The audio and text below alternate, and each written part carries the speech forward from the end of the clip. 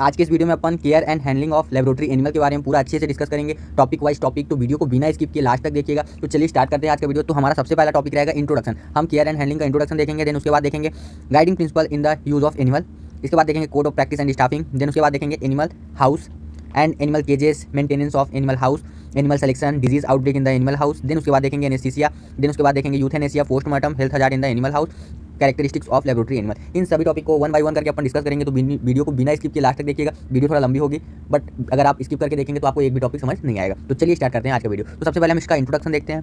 Introduction देखिए, animal से जुड़े सभी साइंटिफिक स्टडीज़ का बेसिक एम है अंडरस्टैंडिंग ऑफ लाइफ अचीव करना, यानी लाइफ के अचीविंग को समझना और लाइफ प्रोसेस के नॉलेज को बढ़ाना है। यानी जो हम लाइफ का जो प्रोसेस हो रहा है, ठीक है, हम जैसे ग्रोथ कर रहे हैं, उसमें हम कुछ नया सीख रहे हैं, तो उस प्रकार से हमको अपने नॉलेज को बढ़ाना है, ठीक है।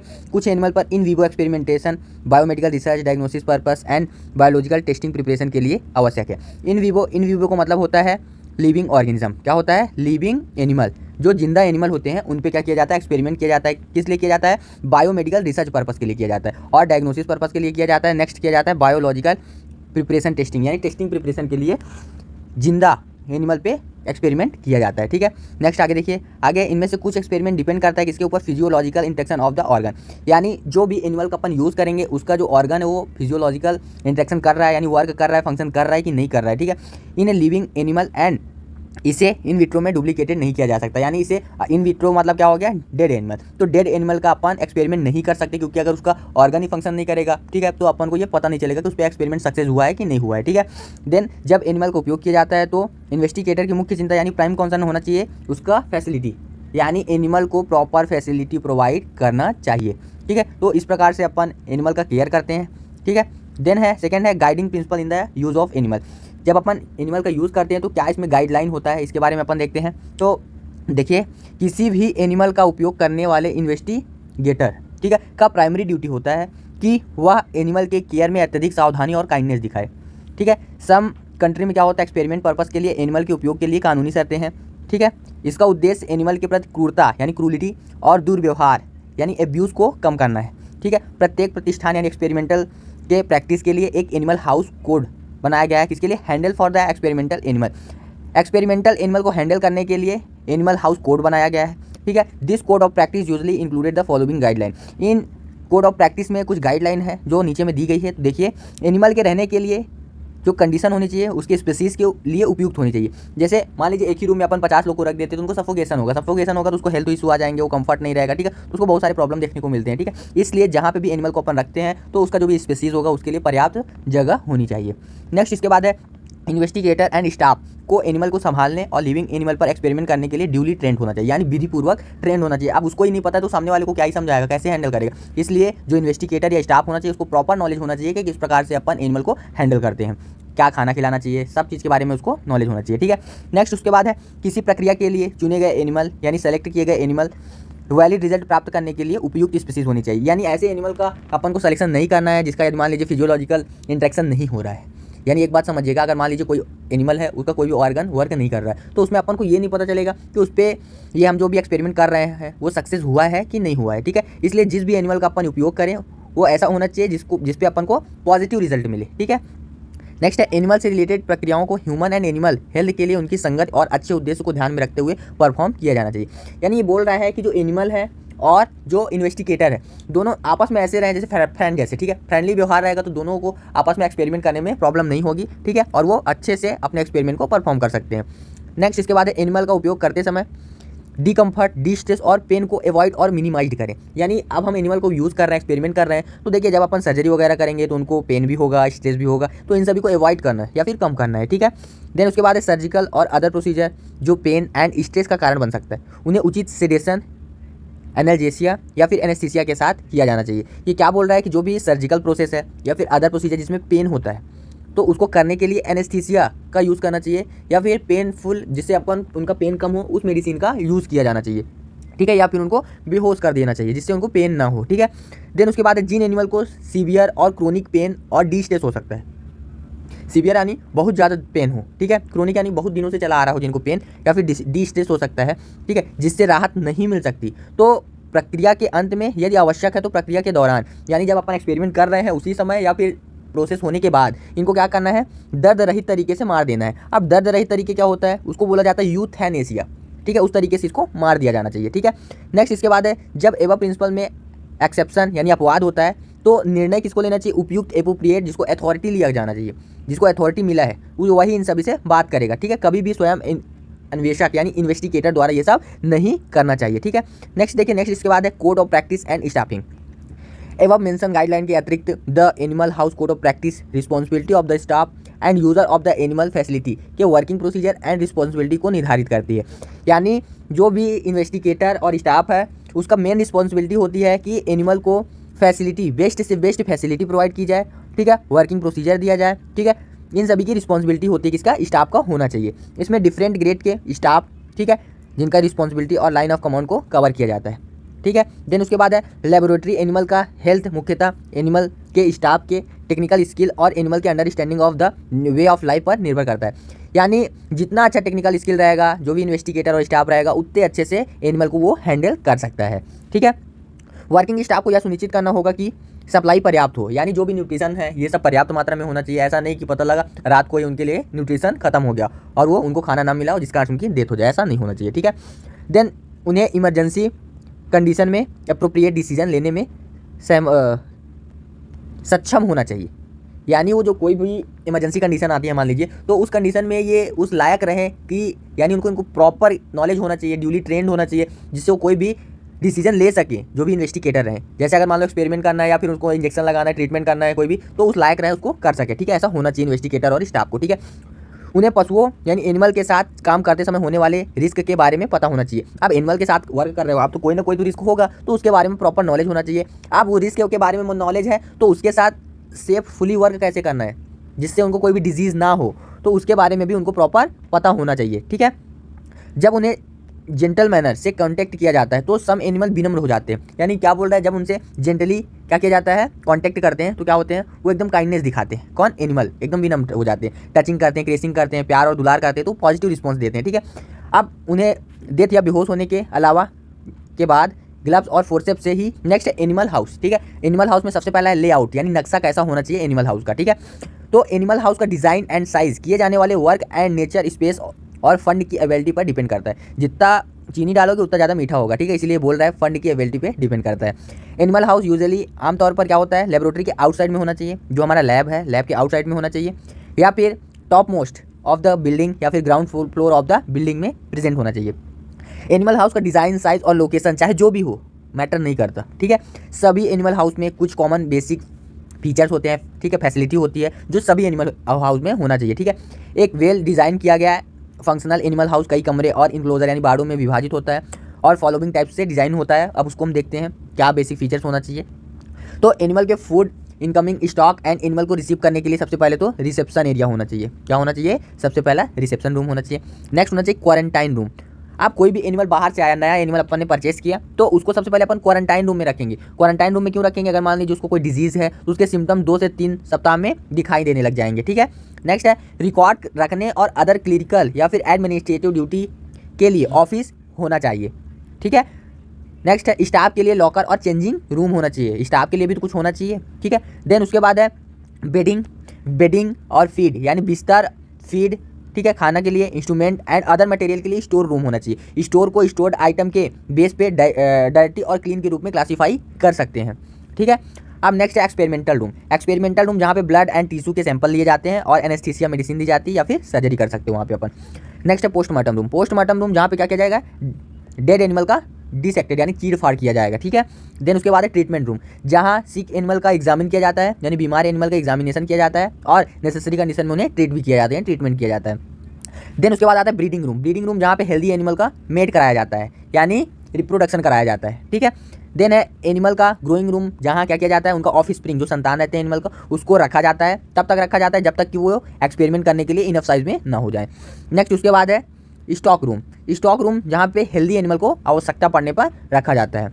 देन उसके बाद आता है आइसोलेशन रूम, जहाँ प्रकार किसी ऐसे एनिमल को जिनका एक्सपेरिमेंट हो चुका है उस प्रकार के उनको रखा जाता है, अंडर गोइंग एनिमल को रखा जाता है, एक्सपेरिमेंट से अंडर गोइंग एनिमल को रखा जाता है, इसको प्राप्त करने के लिए कि रिजल्ट पॉजिटिव आया है कि निगेटिव, ठीक है, इसलिए इनको आइसोलेशन रूम में रखा जाता है। नेक्स्ट, एनिमल हाउस में क्या क्या फिजिकल फीचर्स होने चाहिए। एनिमल हाउस का फिजिकल फीचर्स पर ध्यान देने की भी आवश्यकता होती है। एनिमल के वेलफेयर एंड केयर के हाई स्टैंडर्ड को बनाए रखने के लिए यह आवश्यक है, जिससे एनिमल इजीली बीमार या फिर परेशान या फिर डिस्ट्रेस ना हो। कुछ फीचर्स इस प्रकार से हैं, ठीक है। देखिएगा, सबसे पहले डोर्स यानी दरवाज़ा कैसा होना चाहिए, यदि पॉसिबल हो तो वाइड यानी चौड़ा होना चाहिए और उनमें स्टेप्स नहीं होने चाहिए, ठीक है। डोर्स हार्ड ग्लास के बने होने चाहिए और ऑब्जर्वेशन विंडो होना चाहिए, एक ठो ऑब्जर्वेशन विंडो डाल देना, ठीक है, जब बनाना तो। कॉरिडोर्स, ट्रैफिक के स्मूथ फ्लो के लिए कॉरिडोर्स होने चाहिए, ठीक है। और वहाँ पे ट्रैफिक के स्मूथ के लिए जो कॉरिडोर्स होने चाहिए कैसा होना चाहिए, वाइड होना चाहिए, ठीक है, जिस कारण से ट्रैफिक ना हो, भीड़ भाड़ हो जाएगी तो चल नहीं पाओगे, एनिमल को लेके गिर जाओगे। अब है कॉर्नर, ये राउंड होने चाहिए और इनमें कोई भी क्रेविक्स नहीं होना चाहिए, ठीक है, यानी दरारें नहीं होना चाहिए और ये गोलाई के होने चाहिए, राउंड होने चाहिए। Next, floor wall and ceiling, यह एरिया वॉश करने योग्य होना चाहिए, टाइल्स या फिर सीमेंट से बने होने चाहिए। इसमें ड्रेनेज के लिए क्या होना चाहिए, स्लोप होने चाहिए, ढलान बनाए जाने चाहिए, जिससे जो भी वेस्टेज हो वो बाहर निकल सके ढलान के थ्रू। नेक्स्ट है विंडो, यदि रूम एयर कंडीशन है और इलेक्ट्रिसिटी की अनइंटरप्टेड सप्लाई है, ठीक है, तो विंडो नहीं होना चाहिए। अगर उसमें एयर कंडीशन भी है, ठीक है, और इलेक्ट्रिसिटी भी अनइंटरप्टेड सप्लाई है तो वहाँ पे विंडो नहीं होना चाहिए। नेक्स्ट, उसके बाद है लाइट, इलेक्ट्रिसिटी फिटिंग और वायर को इंसुलेट किया जाना चाहिए और वाटर प्रूफ होना चाहिए, यानी वो जो वायर वगैरह रहना चाहिए वो दीवार में दबे रहने चाहिए, जिससे एनिमल यानी माउस वगैरह उसको काटे ना, नहीं तो करंट लगेगा तो वो भी मर जाएंगे। और वाटर प्रूफ होना चाहिए, पानी वानी उसमें पड़े तो उनको करंट ना लगे। देन उसके बाद है टेम्परेचर, रूम का टेम्परेचर 18 to 22 डिग्री सेल्सियस में कंट्रोल होना चाहिए। ह्यूमिडिटी होना चाहिए 45 to 50 डिग्री सेल्सियस पे कंट्रोल होना चाहिए। मोट, यानी यहाँ पे नालियाँ होनी चाहिए। यदि एनिमल हाउस एक अलग बिल्डिंग में है तो घर के चारों तरफ क्या होना चाहिए, साइड में मोट बनाई जानी चाहिए। क्यों बनानी चाहिए, सांप वगैरह आते हैं तो डायरेक्ट एनिमल हाउस में ना घुसे, नाली के थ्रू वो बाहर निकल जाएँ, ठीक है। इस प्रकार से एनिमल हाउस होना चाहिए, विंडो वगैरह होना चाहिए, ठीक है। नेक्स्ट, उसके बाद है एनिमल केजेस। एनिमल केजेस में सबसे पहला है माइस, रैट, गिनी पिग, रैबिट। ये क्लिनिकल पर्पस के लिए मोस्ट कॉमनली यूज़ किए जाने वाले एक्सपेरिमेंटल एनिमल है। इन एनिमल को एनिमल केजेस में रखा जाता है, ठीक है। एनिमल केजेस एनिमल के species, number, length of time and purpose पे डिपेंड करता है कि किस टाइप का एनिमल केजेस होना चाहिए, कितना बड़ा होना चाहिए। ये डिपेंड किस पे करेगा, एनिमल की स्पीसीज के ऊपर, कितने ज़्यादा नंबर में है, उनका लेंथ क्या है और कौन से पर्पस के लिए हम रख रहे हैं। जो केज है वो प्लास्टिक का भी आता है, गैल्वेनाइज्ड आयरन का भी आता है और स्टील का भी आता है और एल्यूमिनियम का भी बना होता है, ठीक है। एनिमल केजेस को चूज़ करने के लिए कुछ प्रियोरिटी भी होनी चाहिए, ठीक है। जैसे कि सबसे पहले सिक्योरिटी में केजिंग सिस्टम कैप प्रूफ होना चाहिए, यानी उसमें ऐसा कैप लगा होना चाहिए जो एनिमल अपने हाथ से ना तो खोल ले। आप लोग तो दरवाज़ा खोल के भाग जाते हो, उसी प्रकार से एनिमल भी ना भाग जाए, नहीं तो फिर एक्सपेरिमेंट किसको पे करोगे। डोर एंड लॉक्स इस प्रकार डिज़ाइन होने चाहिए कि कोई भी एनिमल उन्हें ओपन ना कर सके, ओपन करके भाग ना सके। एकमंडेशन यानी आवास, केज हेल्थ और कंफर्ट इंश्योर होने के लिए इनफ स्पेस में होना चाहिए, यानी पर्याप्त जगह रहेगी तो उनको सफोकेशन नहीं होगा। इस कारण से इनफ स्पेस होना चाहिए जिससे डिफरेंट एनिमल स्टैंड हो सके, मूव कर सके, ठीक है। केज में proper water and food supply होना चाहिए, इनफ वेंटिलेशन, लाइट होना चाहिए, ठीक है। नेक्स्ट, इसके बाद है फंक्शन। केजिंग सिस्टम को उस फंक्शन को पूरा करना चाहिए जिसके लिए उसे बनाया गया है। फर्स्ट है दैट मीन्स ब्रीडिंग के लिए ब्रीडिंग फंक्शन होना चाहिए, आइसोलेशन होना चाहिए और एक्सपेरिमेंट होना चाहिए। नेक्स्ट, इसके बाद है maintenance of the animal house. Animal house के लिए वेरी हाई लेवल की हाइजीन एंड क्लीननेस इसेंशियल है, यानी अगर हाइजीन मेंटेन नहीं रखोगे तो एनिमल जहाँ पे भी रहते हो वहाँ पे देखते हो कितना खराब स्मेल आती है, इसलिए हाइजीन को मेंटेन करके रखना है। प्रत्येक 4 वीक में rooms, walls, floors and ceiling इनको क्या करना है, डिसइंफेक्टेंट से वॉश करना है, ठीक है। एनिमल हाउस में आने वाले जो भी विजिटर्स रहेंगे उनको प्लास्टिक ओवर शूज़ देना है, ठीक है। यदि पॉसिबल है तो डिस्पोजेबल गाउन भी दे सकते हैं, ठीक है। उसको पहन के ही अंदर जाना है। आप मान लीजिए कोई विजिटर्स आया और आपके एनिमल हाउस में गया और वहाँ पे देखा उसको बहुत ज़्यादा स्मेल आ रहा है, अगर उसने बोल दिया यानी आपने हाइजीन फॉलो नहीं किया है, ठीक है, तो हाइजीन को मेंटेन करके रखना है। बेडिंग यानी बेडिंग का मतलब होता है बिस्तर, ठीक है। ब्रीडिंग करने वाले यानी रिप्रोडक्शन करने वाले एनिमल के लिए नेस्ट बनाने हेतु बेडिंग उपलब्ध कराया जाता है, ठीक है। नेस्ट बनाने के लिए बेडिंग यानी उन्हें बिस्तर दिया जाएगा। अब नेस्ट को कैसे बिस्तर से बनाएंगे, ठीक है, उसके लिए बेडिंग के रूप में इनको क्लीन कट पेपर दिया जाता है, ठीक है, और कॉटन दिया जाता है, ठीक है, एंड वुड दिया जाता है, सॉफ्ट वुड दिया जाता है, ठीक है। किस टाइप का, वो लकड़ी होता है ना वुड, उसका जो ऊपर का छिलका होता है उसको छीलते हैं, उसी को दिया जाता है, उसका यूज़ किया जाता है, ठीक है। घास भी एक अच्छा बेड होता है, ठीक है, इसको भी दे सकते हैं। स्पेशली ब्रीडिंग करने वाले रैबिट के लिए जिन्हें फ्लोर वाले नेस्ट दिए जाते हैं। नेस्ट को वीक में 1 या 2 बार या फिर डर्टी जब हो यानी जब गंदा हो उस समय हमको चेंज करना पड़ता है नेस्ट को, ठीक है। ऑफ स्प्रिंग के बर्थ के 12 से 14 दिन में क्या करना चाहिए, इसको साफ़ करना चाहिए, क्लीन करना चाहिए, यानी चेंज करना चाहिए, ठीक है। Next water supply. एनिमल को fresh, portable and uncontaminated drinking water उपलब्ध होना चाहिए। ठीक है, ऐसा प्रत्येक केज के लिए लगभग 500 ml कैपेसिटी वाला इन्वर्टेड ग्लास और प्लास्टिक बोतल उपलब्ध करवाना चाहिए। ठीक है, बोतल में एक रबर स्टॉपर और स्क्रू कैप लगा होना चाहिए जिसमें मेटल या ग्लास की पीने की ट्यूब इंसर्ट की जा सके। ठीक है, बोतल का इंस्पेक्शन किया जाना चाहिए और उन्हें 2 या फिर 3 बार फिलअप करना चाहिए। बोतल को रेगुलरली क्लीन और स्टेलाइज करना चाहिए। अगर स्टेलाइज नहीं करोगे तो उसमें बैक्टीरिया वगैरह आ जाएंगे, जिससे क्या होगा, वो एनिमल पानी को पिएगा, वो भी क्या हो जाएगा, इन्फेक्टेड हो जाएगा। ठीक है, अब फूड, ऑल टाइप के स्पीसीज़ के लिए पैलेट डाइट उपलब्ध होना चाहिए। अब पैलेट डाइट क्या होता है, तो देखिए इसमें सभी प्रकार के डाइट रहता है, जितने भी न्यूट्रिशन रहते हैं सभी रहते हैं। अब इनको छोटा छोटा गोलियां बनाई जाती है, इस प्रकार से ऐसे छोटी छोटी गोलियां बनाई जाती है, वो इनको दी जाती है, वही इसको बोला जाता है पैलेट डाइट। ठीक है, और इन्हें होममेड मिक्सचर से बेहतर माना जाता है। ठीक है, पैलेट डाइट पर पलने फेड एनिमल को किसी सप्लीमेंट की आवश्यकता नहीं होती है, किसी भी एनिमल को अदर सप्लीमेंट की आवश्यकता नहीं होती है। ठीक है, एक्सेप्ट रैबिट को घास की नीड होती है, हो सकती है। ठीक है, और जो गिनी पिग होता है उसके बॉडी में विटामिन सी अधिक नीड होता है, क्योंकि उसमें क्या होता है, विटामिन सी सिंथेसाइज नहीं हो सकता। ठीक है, उसमें विटामिन सी बनता ही नहीं है, इसलिए इसको विटामिन सी की आवश्यकता हो सकती है। ठीक है, नेक्स्ट इसके बाद एनिमल को regularly water and food sufficient receive होना चाहिए। लेबलिंग ऑफ केजेस, लेबलिंग ऑफ केजेस में है ईच केज पर एक लेबल होना चाहिए, यानी सभी जो भी प्रत्येक केज है उसमें लेबल लगा होना चाहिए, जो यह इंडिकेट करेगा कि केजेस में रखे एनिमल स्टॉक एनिमल है या फिर एक्सपेरिमेंटल एनिमल है। एक्सपेरिमेंटल यानी एक्सपेरिमेंट किए जा रहे एनिमल के लेबल इतने बड़े होने चाहिए, उन पर experimental name, nature of experiment and experiment starting date mention होना चाहिए। ठीक है, अगर मेंशन नहीं रहेगा तो इसमें आपको प्रॉब्लम्स हो सकती हैं। ठीक है, यदि एक्सपेरिमेंट के दौरान एनिमल अदर एनिमल या पर्सन के लिए डेंजरस हो सकते हैं तो इसका क्लियरली इंडिकेशन होना चाहिए। ठीक है, ये सब लेबल करके रखना है। रूटीन क्लीनिंग ऑफ एनिमल केजेस, यानी सभी एनिमल को वीक में अबाउट 2 टाइम क्लीन केज में ट्रांसफर करना चाहिए। आप जब हम एनिमल केज को क्लीन करेंगे तो दूसरे में ट्रांसफ़र करेंगे, तभी तो उसको सामने वाले को क्लीन कर पाएंगे। ठीक है, क्योंकि हमको वॉल भी करना है, फ्लोर भी करना है और सीलिंग भी करना है, तो उसके लिए उसको ट्रांसफ़र करना पड़ेगा। ठीक है, इसलिए वीक में 2 टाइम क्या करना है, क्लीन केज में ट्रांसफ़र करते हैं। ठीक है, देन उसको क्लीन करते हैं। एनिमल को ट्रांसफ़र करते समय या डिसाइड करते समय बहुत सावधानी बरतनी चाहिए कि लेबल भी उसी के अनुसार अलग अलग होना चाहिए। केज के फ्लोर के नीचे ट्रे या वायर के फ्लोर को गर्म साबुन वाले पानी से वॉश करना चाहिए। ठीक है, और पूरी तरह से ड्राई करना चाहिए। ठीक है, सभी इन्फेक्टेड केजेस को वॉश करने से पहले ऑटो क्लेव करना चाहिए। क्या करना चाहिए, ऑटो क्लेव करना चाहिए। Next animal selection. एक्सपेरिमेंट के लिए किसी एनिमल का सिलेक्शन उसके पर्पस पर डिपेंड करता है। किसी एनिमल के सिलेक्शन करने से पहले 3 मेन फैक्टर होते हैं, वो कंसीडर किया जाता है। कौन कौन से, सबसे पहला स्पीसीज, किस टाइप के स्पीसीज सेलेक्ट किए जाते हैं। मोस्टली एक्सपेरिमेंट में माउस, रैट, गिनी पिग और रैबिट कॉमनली यूज़ किए जाते हैं। ठीक है, सीप और हॉर्स जो होता है इसका सिलेक्शन तब करते हैं जब हमको अधिक मात्रा में ब्लड और सीरम की आवश्यकता पड़ती है। नेक्स्ट है जेनेटिक स्टेटस, यानी एक्सपेरिमेंट में आने वाले लेबोरेटरी एनिमल के स्ट्रेन को फ्यू जनरेशन से ओरिजिनल वाइल्ड स्ट्रेन से अलग किया जाता है। इन एनिमल का चाइल्ड 2 मेथड द्वारा प्राप्त किया जाता है। यानी हम वाइल्ड एनिमल पे तो एक्सपेरिमेंट कर नहीं सकते, तो उसको अपन अलग करते हैं। कैसे करते हैं, सबसे पहले तो आउट ब्रीडिंग के थ्रू या फिर इन ब्रीडिंग के थ्रू। आउट ब्रीडिंग क्या होता है और इन ब्रीडिंग क्या होता है।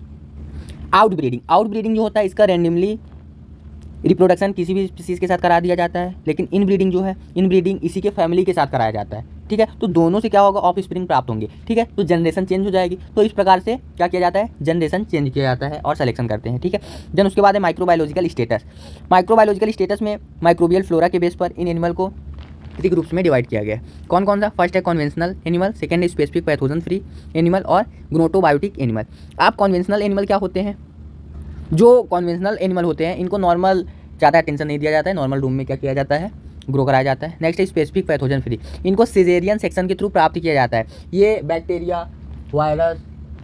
हो गया, वायरस हो गया और फंगस, इन सब से फ्री रहते हैं। ठीक है, ये सबसे फ्री रहते हैं। अब ग्नोटोबायोटिक, इनको प्रॉपर लैब में ही एक क्या होता है, एक लार्ज प्लास्टिक होता है जिसमें स्टेराइल एयर भरा रहता है, उसी के अंदर इनको ग्रो कराया जाता है। ये मेनली एक्सपेरिमेंट करने के लिए ही यूज़ किए जाते हैं जो ग्नोटोबायोटिक एनिमल होते हैं। ठीक है, देन उसके बाद है disease outbreak in the animal house. Source क्या है इसका, एनिमल हाउस में इन्फेक्शन से पहले कॉमन सोर्स क्या हो सकता है, इन्फेक्टेड एनिमल स्टॉक परचेसिंग, यानी जो हम स्टॉक परचेस करते हैं उसमें कोई इन्फेक्टेड एनिमल के थ्रू ही क्या होता है, इनको एनिमल को इन्फेक्शन होता है। एनिमल हाउस में वर्मिन यानी कीड़े मकोड़े या फिर वर्मिन के थ्रू कंटामिनेटेड मटेरियल लाना, जो कीड़े मकोड़े होते हैं या फिर कीड़े मकोड़े कंटामिनेटेड मटेरियल लाते हैं उसके थ्रू इनको इन्फेक्शन हो सकता है। सभी स्टॉक को लोकली ब्रीडिंग कराकर इन्फेक्टेड मटेरियल यानी एनिमल से बाई करने से बचा जा सकता है। यानी लोकली इनको क्या करेंगे, ब्रीडिंग कराएंगे, रिप्रोडक्शन कराएंगे, और बाहर से जो अपन खरीदते थे, परचेसिंग कर रहे थे, उससे परचेसिंग कर रहे थे तो इन्फेक्टेड एनिमल आ जा रहे थे, जिससे इनको डिजीज़ हो जा रहा था, तो उससे ये बचा जा सकता है। जबकि ब्रीडिंग कराने की तुलना में बाई करना लॉन्ग टाइम में ज़्यादा सस्ता माना जाता है, इसीलिए परचेसिंग किया जाता है। ठीक है, समझ आया। नेक्स्ट है क्वारंटाइन। जब भी अपन कोई भी न्यू स्टॉक बाई करते हैं तो सभी एनिमल को अदर एनिमल के साथ रखने से पहले 2 से 3 वीक के लिए क्वारंटाइन करते हैं। इससे उनका सिम्टम्स पता चल जाता है 2 से 3 वीक में। ठीक है, नेक्स्ट इसके बाद है साइन ऑफ डिजीज़। क्या क्या इनके सिम्टम्स दिखेंगे। एनिमल हाउस के experienced member of the staff को डिजीज एनिमल का पता लगाने के लिए ट्विस्ट, यानी दिन में 2 बार स्टॉक एनिमल के पास भेजा जाता है निरीक्षण करने के लिए कि किसी को कोई प्रॉब्लम तो नहीं है, तो वो देखता है। ठीक है, जो हेल्दी एनिमल रहेंगे वो अलर्ट रहेंगे। ठीक है, लेकिन जो डिजीज एनिमल रहेंगे वो कैसे रहेंगे, स्लगिश रहेंगे, अलर्ट नहीं रहेंगे, वो सुस्त टाइप के रहेंगे। ठीक है, और उनका पोस्चर जो रहेगा वो एकदम हेल्दी एनिमल का पोस्चर भी एकदम ठीक रहेगा, मूवमेंट करेंगे। ठीक है, लेकिन डिजीज एनिमल नो मूवमेंट करेगा ना, तो कुछ भी नहीं करेगा, आराम से सोए रहेगा, लेटर रहेगा। ठीक है, नेक्स्ट सीक साइनिंग फॉर। जो हेल्दी रहेगा वो साइनिंग करेगा, लेकिन जो डिजीज जिसको रहेगा वो साइनिंग नहीं करेगा, उसके चेहरे से ही पता चल जाएगा कि उसको कुछ ना कुछ प्रॉब्लम है।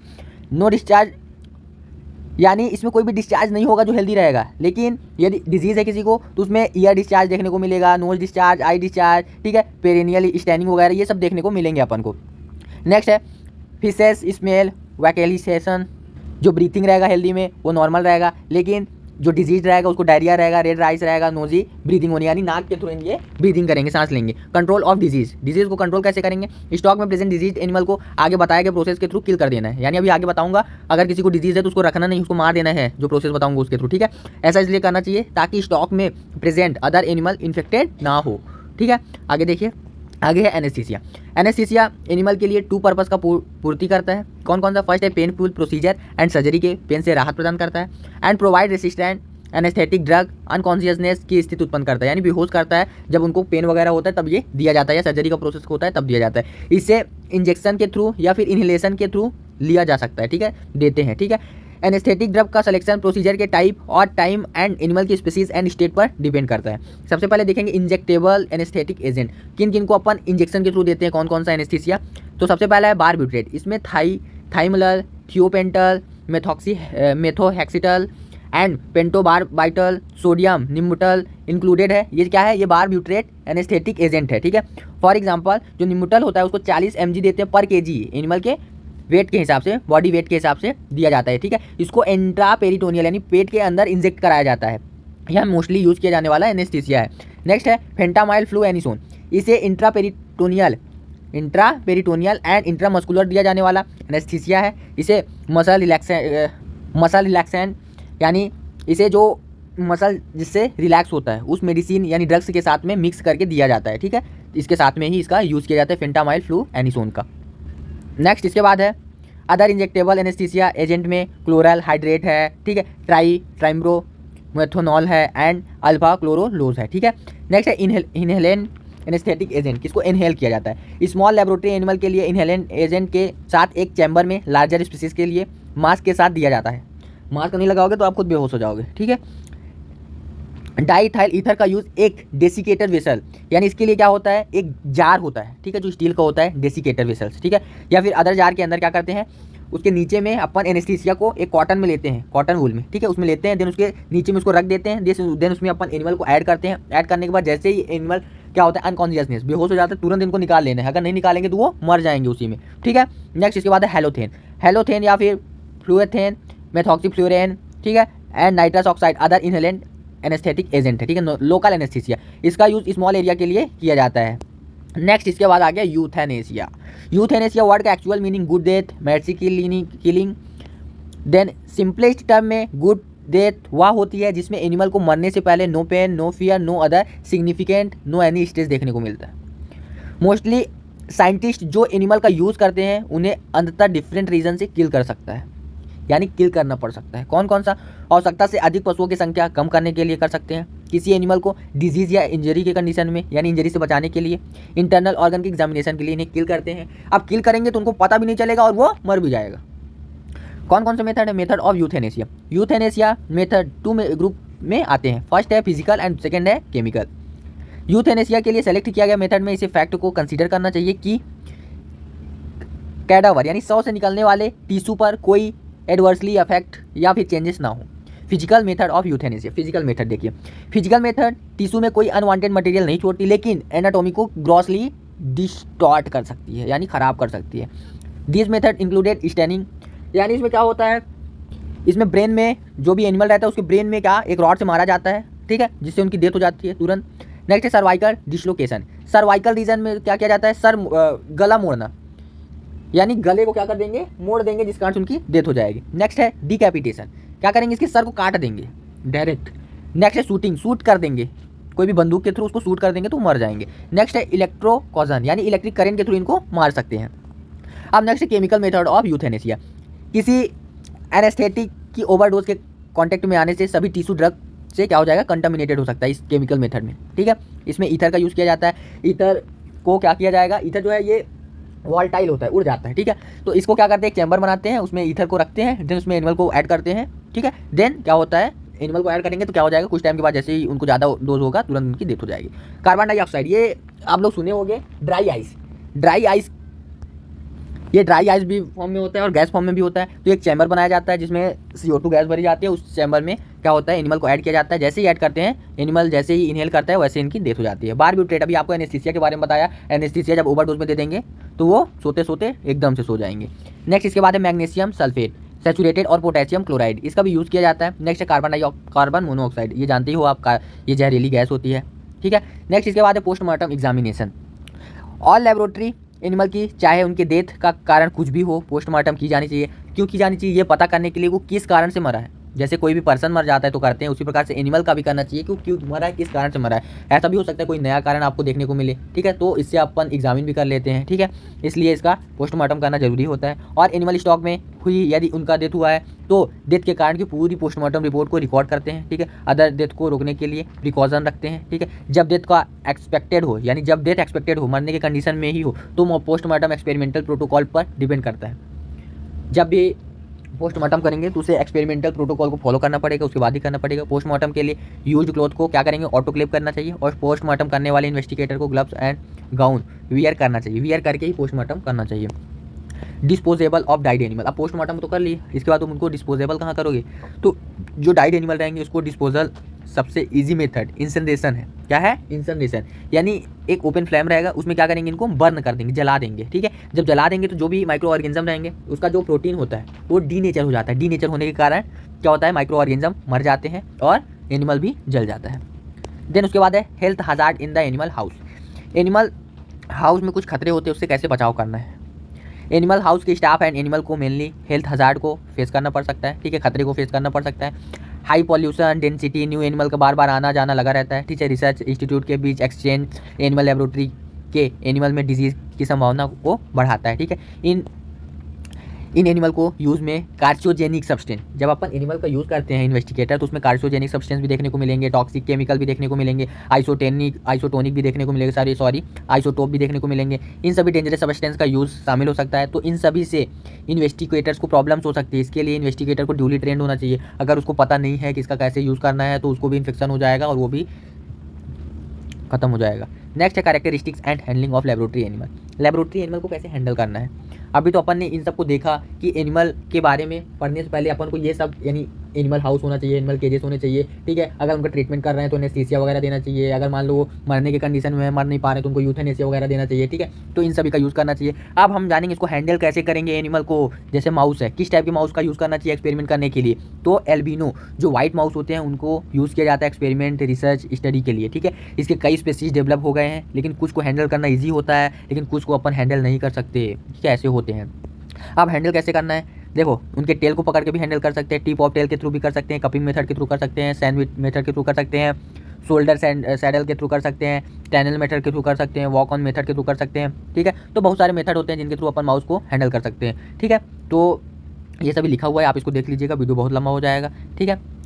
देन इसके बाद आइडेंटिफिकेशन, इसको हम आइडेंटिफाई कैसे करेंगे। वाइट माउस तो बहुत सारे हो जाएंगे तो सबको अलग अलग आइडेंटिफाई कैसे करेंगे। तो माउस को उनके ईयर में, उनके कान में पंच किया जाता है, होल किया जाता है, उसे मार्क किया जाता है, ठीक है। इस होल का डायमीटर होता है 1.5 mm, किसी में एक होल करते हैं, किसी में 2 करते हैं, इस प्रकार से उसको आइडेंटिफाई किया जाता है, ठीक है। वाइट माउस को स्टैन यानी डाई भी करते हैं, कलर करते हैं पहचानने के लिए, या फिर 70% मेथेनॉल या फिर 4% पिक्रिक एसिड से मार्क करते हैं जिससे उनको पहचाना जा सके। अब इसका लेबोरेटरी प्रोसीजर क्या है, तो माउस को सबक्यूटेनियस इंजेक्शन दिया जाता है। तो इंजेक्शन का जो वॉल्यूम रहेगा वो रहेगा 0.2 ml।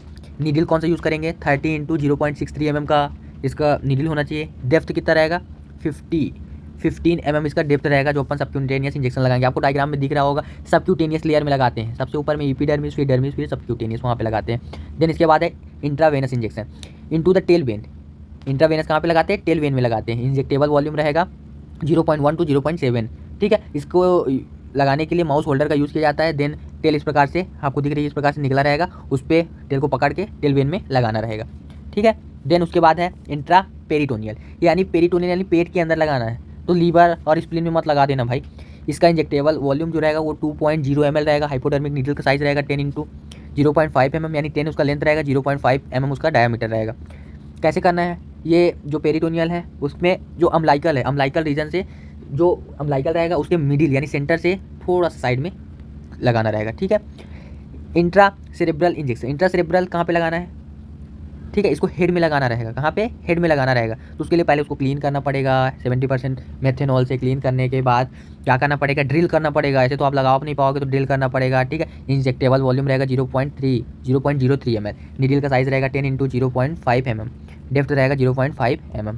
इंट्रानेजल इंस्टिलेशन, यानी इसको क्या नाक के थ्रू जो ड्रॉप देते हैं उस प्रकार से दिया जाएगा। कितना वॉल्यूम में देंगे, 0.1 ml देंगे। और इसको सेफ्टी कैबिनेट में देंगे, क्योंकि जब वो इनहेल करेगा तो कोई अदर भी माइक्रो ऑर्गेनिज्म ना चले जाए, इसलिए सेफ्टी कैबिनेट का यूज़ करेंगे। नेक्स्ट है कलेक्शन ऑफ ब्लड। ब्लड का कलेक्शन कहाँ से करेंगे, फ्रॉम द टेल वेन। अभी बताया ना, टेल वेन से करते हैं। टेल वेन से करने के लिए क्या करेंगे, कितना कर सकते हैं collection, 0.3 ml of blood can be obtain from the tail. Tail से अपन इतना ml ब्लड को इस प्रकार से कलेक्ट करते हैं।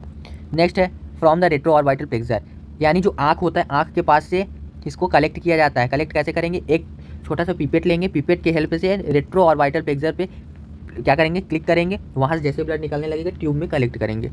ठीक है, अब नेक्स्ट है फ्रॉम द हार्ट। हार्ट से कलेक्ट करने के लिए सबसे पहले एनेस्थीसिया देना पड़ेगा। एनेस्थीसिया देने के बाद स्टर्नम के मिड लाइन पे क्या करना पड़ेगा, इंजेक्ट करना पड़ेगा इंजेक्शन को, देन कलेक्ट करना पड़ेगा। ठीक है, क्या होता है कलेक्ट करने के बाद इनका डेथ ही हो जाता है, किसका, माउस वगैरह का। नेक्स्ट है रैट। रैट भी माउस जैसे सेम ही होता है, इसको हैंडल सेम उसी प्रकार से जैसे चूहे को करते हैं उसी प्रकार से रैट को भी किया जाता है। ठीक है, इसको आप पढ़ लीजिएगा, टाइम नहीं है अभी अपने पास। आइडेंटिफिकेशन, इसको आइडेंटिफाई कैसे करेंगे, माइस के जैसे ईयर में होल करना और टैटू, इसमें टैटू बनाते हैं। ठीक है, सबसे बेस्ट मेथड माना जाता है। अगर ये वाइट है तो इसमें भी डाई कर सकते हैं, 70% मेथेनॉल और 40% पिक्निक एसिड से मार्क कर सकते हैं। Next laboratory procedure. Laboratory procedure में सबक्यूटेनियस इंजेक्शन जैसे माउस को देते हैं सेम इनको भी उसी प्रकार से दिया जाता है। इंजेक्टेबल वॉल्यूम रहेगा 0.4 ml। The technique for subcutaneous injection is the same as that for the mouse, जैसे माउस को लगाते हैं। Intravenous injection, it can be done either in the tail vein और in the dorsal vein of the penis. इसमें दो जगह पे when होती है, एक होता है टेल वेन, ये देखिए ये टेल में इस प्रकार से देख देते हैं। इसके लिए वी शेप का एक बॉक्स होता है, उसमें इसको रखते हैं, इसको रैट को। देन जैसे इनका टेल निकल जाता है उसमें लगाते हैं, और एक देते हैं इनके पेनिस के डोर्सल वेन में लगाते हैं। ठीक है, इंजेक्शन को दिया जाता है। देन इसके बाद है इंट्रा पेरिटोनियल इंजेक्शन। पेरिटोनियल जैसे माउस को देते हैं सेम इसको भी उतना ही देते हैं, वैसे ही देते हैं। इंजेक्टेबल वॉल्यूम रहेगा 12 ml। हाइपोडर्मिक नीडल रहेगा 25 इंटू 0.5 mm। ठीक है, intramuscular injection. Intramuscular injection muscles में देंगे, मेनली इसको थाई में लगाते हैं क्योंकि थाई में ज़्यादा मसल्स रहती है। ठीक है, इंजेक्टेबल वॉल्यूम रहेगा अबाउट 0.2 ml। नीडल का जो साइज रहेगा वो 25 रहेगा लेंथ और 0.5 mm रहेगा इसका डायमीटर। कलेक्शन ऑफ ब्लड, इसमें ब्लड का कलेक्शन कैसे करते हैं, तो ब्लड का collection from the retro orbital plexus. Retro orbital plexus से करते हैं, जिस प्रकार से माउस में कर रहे थे वैसे रैट में करते हैं। ठीक है, इसमें 1 ml blood retro orbital plexus से कलेक्ट कर सकते हैं। फ्रॉम द हार्ट, हार्ट में कहाँ से करते हैं, हार्ट में 5 ml ऑफ ब्लड कलेक्ट कर सकते हैं, यानी वो 250 ग्राम का क्या है, रैट है। ठीक है, आप देखिए गिनी पिग। गिनी पिग को हैंडल कैसे करेंगे, जैसे छोटे से बच्चे को करते हैं सेम उसी प्रकार से गिनी पिग को हैंडल किया जाता है। गिनी पिग एक बहुत ही मिलनसार और विनम्र जानवर है, इसे आसानी से संभाला जा सकता है। ठीक है, इसकी पीठ पर हाथ इस तरह से रखे कि तर्जनी उंगली और गर्दन की दोनों उंगली वक्ष पर हो। इसे उठाते समय दूसरे हाथ को पिछले पैर के नीचे रखकर सहारा देते हैं। ठीक है, identification for permanent marking small metal ear tag are use. ठीक है, इसमें परमानेंटिंग मार्किंग करते हैं या फिर मेटल ईयर टैग का यूज़ करते हैं, जिस प्रकार से अपन माउस वगैरह में कर रहे थे, या फिर डाई का यूज़ कर सकते हैं, पिक्निक एसिड, या फिर इसमें फेल्ट पेन का यूज़ करते हैं। किसका यूज़ करते हैं, फेल्ट पेन का। ठीक है, कैन ऑल्सो भी use to number and mark the animal. इसमें नंबर और मार्क भी यूज़ करते हैं। ये देखिए ये टैटू यानी ये यहाँ पे क्या देते हैं, मेटल टैग लगाते हैं इनके ईयर में, कान में लगाते हैं। Next laboratory procedure. Laboratory procedure में सबसे पहला सबक्यूटेनियस इंजेक्शन देते हैं। ठीक है, सबक्यूटेनियस लेयर में ही देंगे। इंजेक्टेबल वॉल्यूम रहेगा 1 ml। हाइपोडर्मिक नीडल रहेगा 30 इंटू 0.63 mm।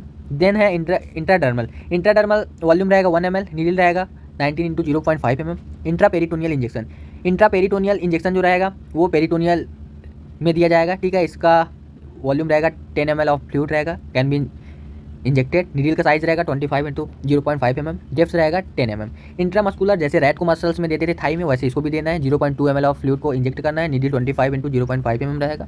आप डायग्राम देख लीजिएगा, ठीक है। कलेक्शन ऑफ ब्लड, इसमें blood collection from the marginal when of the year, year के मार्जिनल वेन से करते हैं। कितना कर सकते हैं? 0.5 ml blood can be collected from the heart, heart से भी कर सकते हैं। हार्ट में 5 ml blood can be collected from the heart. Next है रैबिट, रैबिट को हैंडल कैसे करना है ये देखिए। जैसे छोटे से बच्चे को करते हैं, न्यू बॉर्न बेबी को, सेम उसी प्रकार से हैंडल किया जाता है रैबिट को। आप नीचे में लिखा हुआ है, उसको पढ़ लीजिएगा, ठीक है। बहुत ही ज़्यादा सा टाइम हो गया है, ठीक है। आप छोटे को से बच्चे को जिस प्रकार से हैंडल करते हैं वही चीज़ लिखा हुआ है, आप देख लीजिएगा। नेक्स्ट है आइडेंटिफिकेशन, रैबिट की पहचान गिनी पिग की तरह ही की जाती है। मेटल का टैग लगाया जाता है, टैटू और फिर डाई या फिर पिक्रिक एसिड या फिर फेल्ट पेन का यूज़ करते हैं आइडेंटिफाई करने के लिए। लेबोरेटरी प्रोसीजर में सबसे पहले इसको स्कैरिफिकेशन या सैक्रिफिकेशन भी बोला जाता है। यानी क्या किया जाता है, इनके स्किन को पहले सेव किया जाता है। सेव करने के बाद क्या किया जाता है, एक ब्लेड से क्या किया जाता है, ब्लड निकलने के लिए बनाया जाता है। जैसे ब्लड निकलता है वहाँ पे वैक्सीन दिया जाता है। देन है सबक्यूटेनियस इंजेक्शन, सबक्यूटेनियस इंजेक्शन जैसे सभी में दे रहे थे वैसे इसमें भी देंगे। सबक्यूटेनियस लेयर में 1 ml इंजेक्ट करेंगे, नीडल रहेगा 30 इंटू 0.63 mm। इंट्रावेनस इसमें ईयर में देते हैं, कहाँ पे देते हैं, ईयर में, कान में रहता है इनमें, ठीक है। वेंस इंजेक्टेबल वॉल्यूम रहेगा 5 ml, needle 13 into 0.63 mm। Then है इंट्रा पेरिटोनियल इंजेक्शन, इंजेक्टेबल जो वॉल्यूम रहेगा वो 20 ml रहेगा, नीडल का साइज रहेगा 30 इंटू 0.63 mm। इसको पेरिटोनियल कैविटी में दिया जाता है। इंट्रामस्कुलर सेम जैसे रैट को दिया जाता है वैसे इनको भी दिया जाता है, 0.5 ml इसमें इंजेक्ट कराते हैं। इंट्रासेरेब्रल इनको भी हेड में दिया जाता है, डायग्राम में दिया है, आप देख लीजिएगा। इंजेक्टेड वॉल्यूम जो रहेगा वो रहेगा 0.4 ml, नीडल रहेगा 10 इंटू 0.5 mm। इंट्रा टेस्टिकुलर यानी टेस्टिस में इंजेक्शन लगाया जाता है, जो वॉल्यूम रहेगा वो रहेगा 0.4 ml, नीडल रहेगा 30 into 0.63 mm। Collection of blood, blood collection कैसे करेंगे, तो from the marginal year when, year ये देखिए ये दिख रहा होगा, ईयर में मार्जिनल वेन, यहाँ से कलेक्ट करते हैं, यहाँ से 50 ml ब्लड कलेक्ट कर सकते हैं। देन है from central artery of the brain, अभी वेन से कर रहे थे, अब आर्टरी से सेंट्रल आर्टरी, ये देखिए ये बीच का आर्टरी है, ये वाला, ये यहाँ से ब्लड को कलेक्ट करते हैं, ठीक है। और करते हैं हार्ट से, फ्रॉम द हार्ट से 150 ml ब्लड कलेक्ट कर सकते हैं। तो आज की इस वीडियो में अपन पूरा केयर एंड हैंडलिंग कंप्लीट पढ़ लिए। अगर आपको नोट्स चाहिए तो आप हमको इंस्टाग्राम में मैसेज करिएगा, उसके थ्रू हम आपको नोट्स प्रोवाइड कर देंगे। और वीडियो अगर अच्छा लगा तो एक प्यारा सा कमेंट कीजिएगा और अपने दोस्तों को शेयर कीजिएगा। Thank you.